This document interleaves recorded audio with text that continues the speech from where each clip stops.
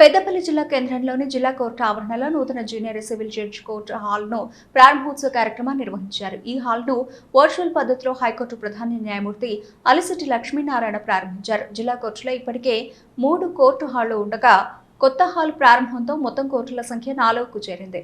ఈ సందర్భంగా జిల్లా ప్రధాన న్యాయమూర్తి మాట్లాడుతూ జిల్లాలో పెండింగ్ లో ఉన్న కేసుల సంఖ్యను దృష్టిలో ఉంచుకొని హైకోర్టులో ఈ నూతన కోర్టు హాల్ను ఏర్పాటు చేసిందన్నారు. దీని ద్వారా కేసుల పరిష్కారం వేగవంతం అవుతుందని తెలిపారు. ప్రత్యేకంగా మహిళలకు సంబంధించిన కేసులు, గ్రామీణ ప్రాంతాలకు సంబంధించిన కేసులను ఈ అదనపు కోర్టు హాల్లో విచారణ చేసి త్వరగా పరిష్కరించేలా చర్యలు తీసుకుంటామని తెలిపారు. కక్షిదారుల సౌలభ్యాన్ని దృష్టిలో ఉంచుకుని ప్రభుత్వం హైకోర్టు ఈ నిర్ణయం తీసుకున్నట్లు వివరించారు.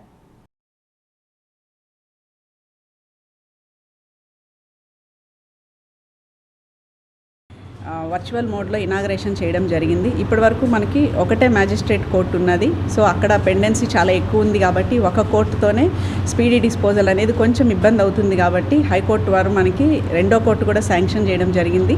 అది ఈరోజు ఇనాగరేషన్ చేశాము. ప్రస్తుతానికి మన మ్యాజిస్ట్రేట్ మేడం మంజుల మేడం ఎవరైతే ఉన్నారో ఆ మేడమే ఈ కోర్టులో కేసులు కూడా చూస్తారు. అయితే ఈ కోర్టుకి మనకి WPS అంటే ఉమెన్ పోలీస్ స్టేషన్కి సంబంధించిన కేసులు, అట్లాగే రూరల్ పోలీస్ స్టేషన్కి సంబంధించిన కేసులన్నీ కూడా ఈ కోర్టుకు మేడ్ ఓవర్ చేయడం జరుగుతుంది. సో కక్షిదారులు ఈ విషయాన్ని గమనించుకోవాలి.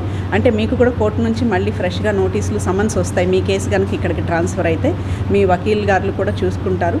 సో ఈ అదనంగా కోర్టు రావడం వల్ల మనకి కేసులు త్వరితగతిన మనము డిస్పోజ్ ఆఫ్ చేయడానికి అవకాశం ఉంటుంది కాబట్టి ఈ సందర్భంగా అందరికీ శుభాకాంక్షలు తెలియజేస్తూ, అలాగే అడ్వకేట్స్ని, పార్టీస్ని అందరినీ కూడా మాకు సహకరించి కేసులు త్వరగా డిస్పోజ్.